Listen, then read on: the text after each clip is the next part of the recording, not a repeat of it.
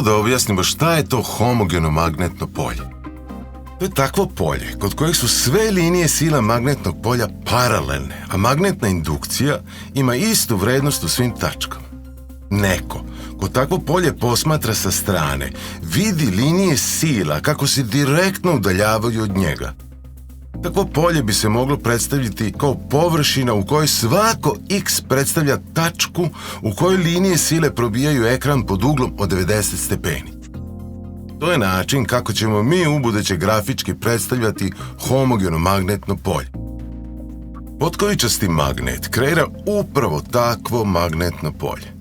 Linije sila između polova su paralelne, a polje ima istu vrednost u svim tačkama.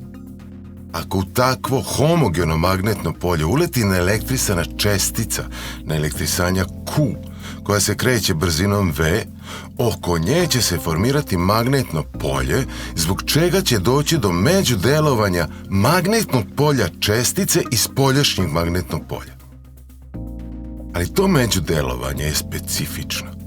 Naime, magnetna sila koja će delovati na naelektrisanu česticu će biti normalna i na pravac brzine čestice i na linije sila magnetnog polja koje, ne zaboravimo, probadaju ekran pod uglom od 90 stepeni. Ova sila naziva se Lorencova sila.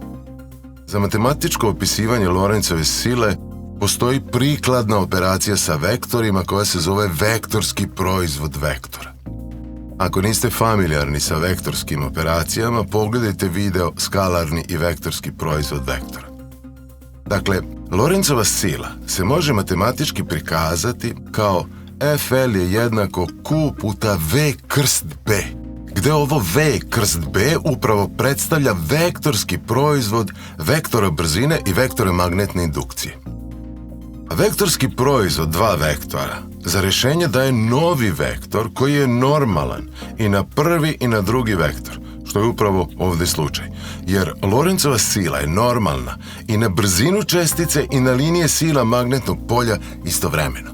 Kompletna lekcija, zajedno sa ostalim lekcijama iz ove oblasti, je dostupna na sajtu fizičar.com u vidu online kursa.